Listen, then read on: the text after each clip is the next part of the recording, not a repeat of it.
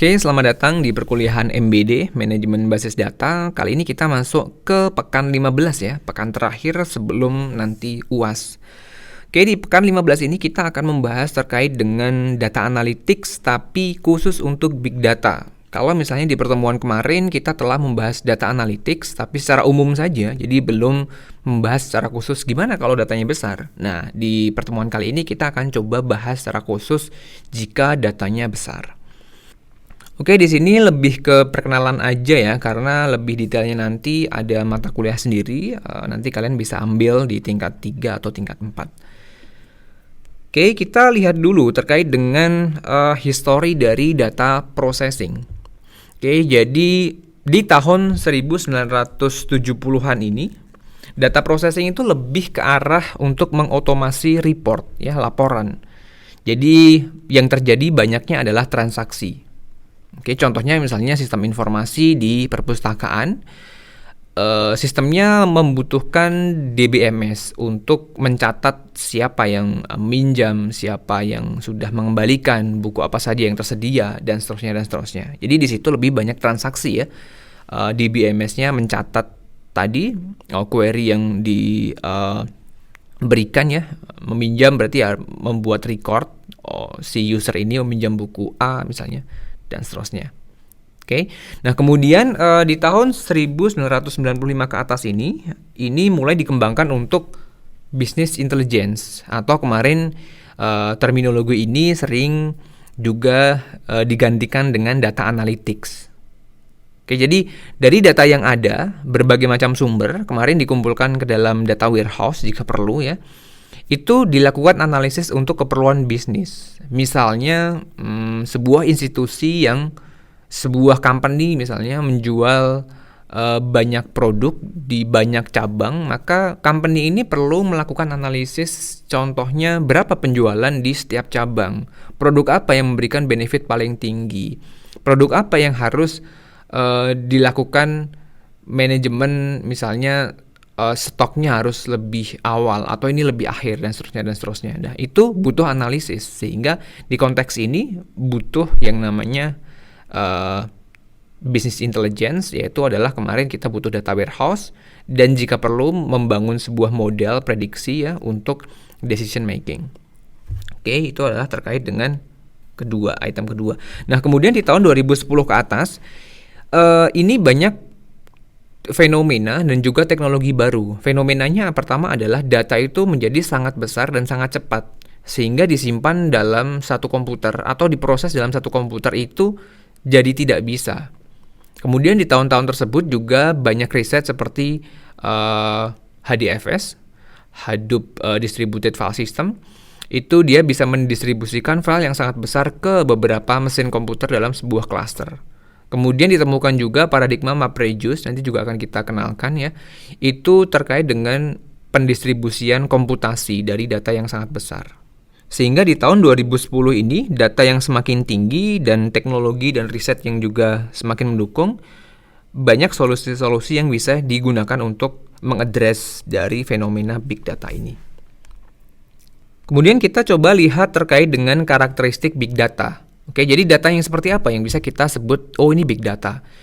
Secara umum banyak yang menyebutkan karakteristik yang berbeda-beda, tapi setidaknya 3 karakteristik ini sering disebut, yaitu pertama adalah volume, jadi datanya sangat besar, dari yang normalnya misalnya maksimal terabyte, ini bisa sampai petabyte, exabyte, yang tidak bisa disimpan atau diproses dalam satu komputer ya. Kemudian yang karakteristik kedua adalah velocity. Jadi data ini tergenerate itu sangat cepat. Misalnya kita memiliki IoT, ada banyak sensor di mana sensor ini akan menyimpan di server misalnya setiap 2 detik atau misalnya setiap 1 menit. Nah, ini datanya mengalir cepat. Ya, di mana datanya mengalir cepat antara kita simpan enggak atau ya udah kita proses on the fly, kemudian data yang mengalir itu kita buang. Yang kita ambil adalah data yang sudah terproses on the fly itu. Oke, karena mungkin kalau misalnya kita simpan semuanya ya nggak akan muat karena data akan terus bertambah. Itu terkait dengan karakteristik velocity. Oke, kemudian karakteristik ketiga adalah variety. Itu datanya jadi bermacam-macam ya. Tidak hanya data terstruktur saja, bisa semi-structure misalnya dari JSON, XML, atau bisa yang tidak terstruktur, misalnya data image, data video, data dokumen, PDF, dan seterusnya. Itu gimana cara memprosesnya? Oke, itu adalah isu-isu yang diaddress, yang dibahas ya dalam big data. Oke, kemudian kita coba lihat di sini kita bandingkan ya antara solusi big data dan bukan big data. Jadi kalau yang bukan big data ya datanya bisa disimpan dalam satu komputer dan bisa diproses dalam satu komputer. Kemudian kalau big data ya secara gampang ya kita sudah tidak bisa menyimpan itu dalam single machine dan kita sudah tidak bisa memprosesnya dalam single machine. Karena apa? Tadi volumenya sangat besar.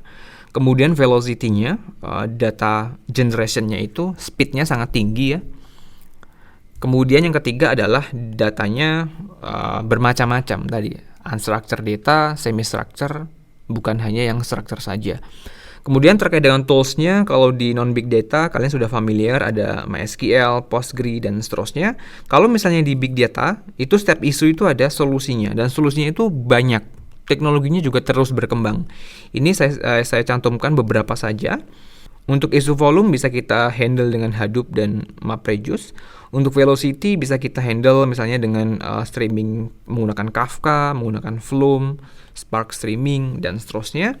Untuk variety kita bisa gunakan berbagai macam database management system, ada HBase, ada Cassandra, ada MongoDB, ada Neo4j, dan seterusnya. Oke, kita coba bahas dulu terkait dengan isu volume. Nah, tadi kalau misalnya big data itu datanya sangat besar dan tidak bisa kita simpan dalam satu komputer, berarti kita harus butuh banyak komputer yang tergabung dalam sebuah cluster ya. Oke, nah ini solusinya salah satunya adalah HDFS di sini, Hadoop Distributed File System, di mana ini akan mendistribusikan data yang sangat besar ke dalam chunk data ya. Contohnya di sini ada chunk ke-0, ada chunk ke-1, chunk ke-2, chunk ke-3, chunk ke-4, chunk ke-5, dan seterusnya kalian bisa lihat di sini. Jadi data itu kita potong-potong dalam chunk data ya. Nah, kemudian tadi kalau misalnya kita miliki banyak mesin, misalnya mesinnya ada 100, potensi kegagalannya misalnya 1%. Berarti pasti ada satu komputer yang gagal. Katakanlah di order setiap hari. Nah, kalau misalnya ada satu komputer yang gagal, datanya berarti hilang ya. Ya, tidak bisa kita rekonstruksi. Nah, caranya gimana? Berarti kita harus menduplikasi chunk data itu juga.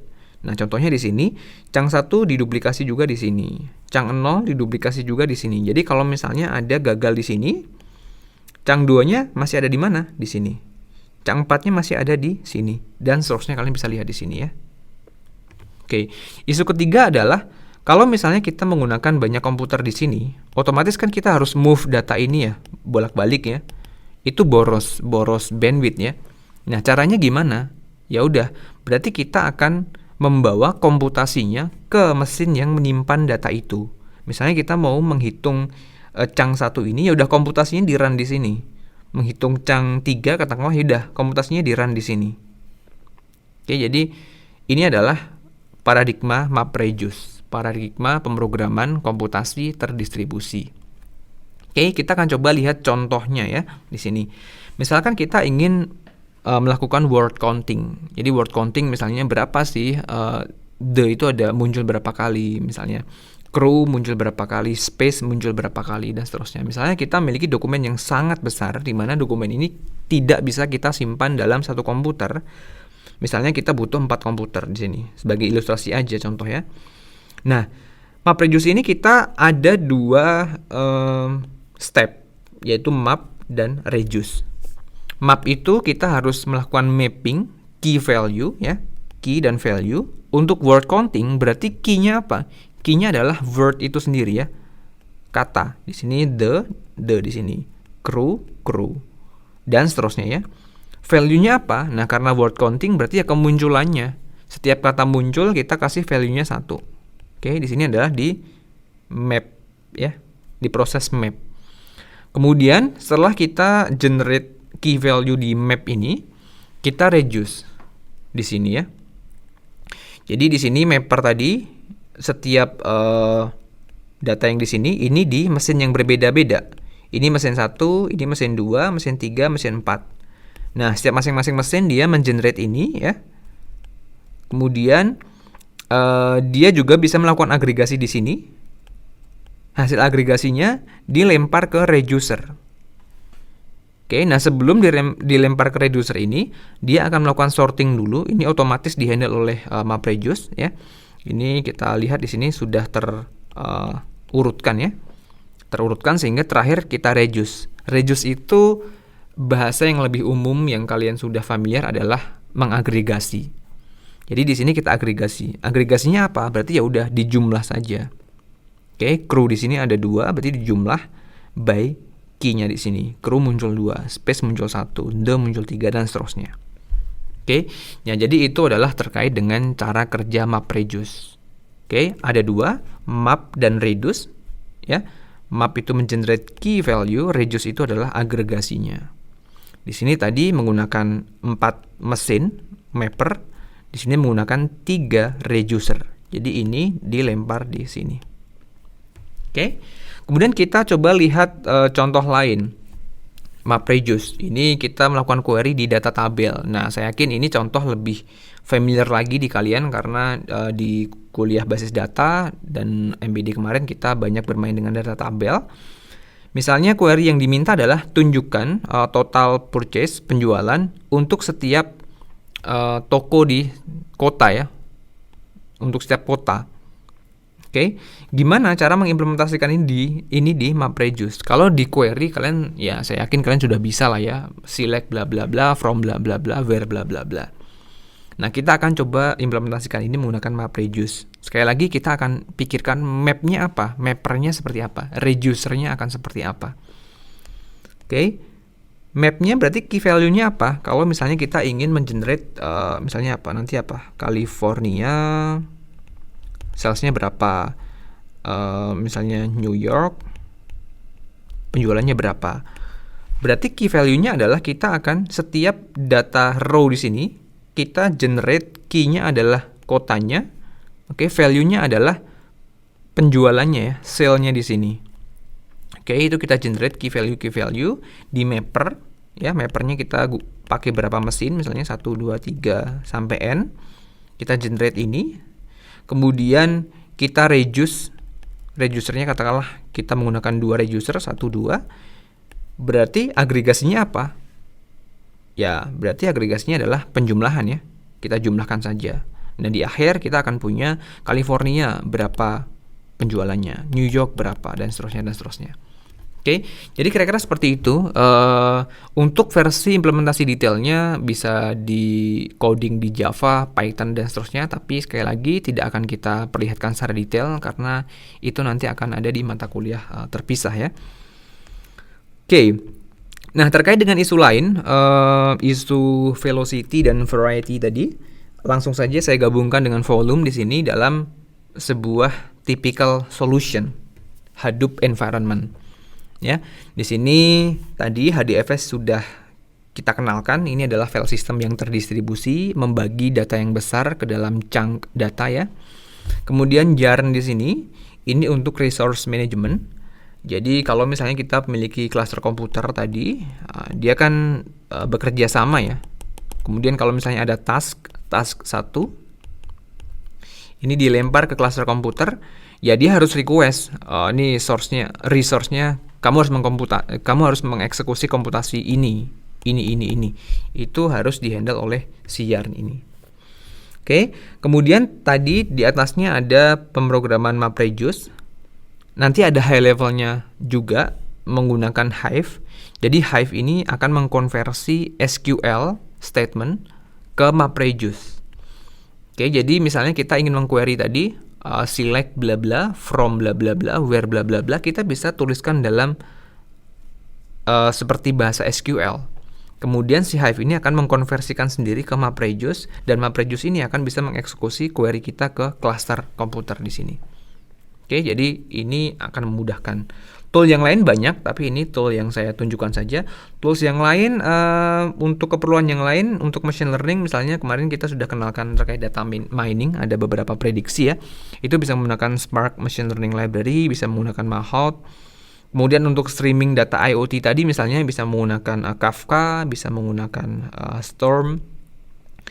Oke, misalnya kita ingin menganalisis tiap 1 jam, 2 jam. Jadi kita harus membuat schedule, kita bisa menggunakan Uzi di sini.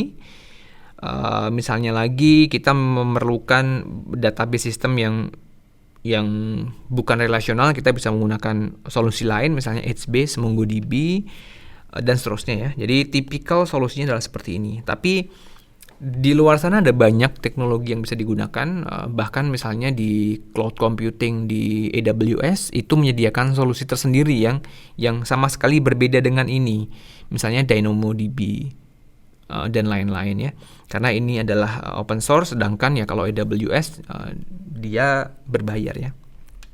Oke, kemudian terakhir akan saya tunjukkan ini ada beberapa tipe database yang bukan SQL. Kalau selama ini kita belajar terkait dengan database relasional, ada banyak non-relational database. Oke, secara umum kita bisa bagi 4.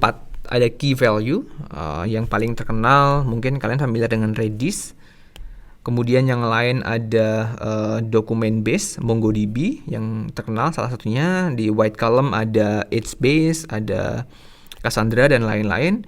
Di graph ada Neo4j. Jadi setiap data karakteristik itu ada sistem database yang optimal. Jadi ini kita perkenalkan, nanti juga akan ada mata kuliah lain yang akan lebih jauh, lebih detail membahas terkait dengan NoSQL database ini. Oke, contohnya sebagai gambaran aja, misalnya kalian ingin menyimpan data yang ada di dalam Wikipedia, di mana setiap item mungkin berbeda-beda. Bisa jadi latar belakang, ada item yang tidak perlu latar belakang. Misalnya untuk item tokoh ada karir misalnya atau pendidikan, tapi untuk item berupa barang ya kita nggak ada isian pendidikan atau karir, di mana isinya beda-beda. Nah, di sini gimana? Itu lebih enak menggunakan document base. Contohnya misalnya menggunakan MongoDB di sini. Kalau misalnya kita implementasikan dalam MySQL misalnya, ya itu bisa, tapi akan sangat merepotkan. Oke, jadi kira-kira seperti itu ya terkait dengan pengenalan Big Data Analytics untuk perkuliahan minggu ke-15 ini.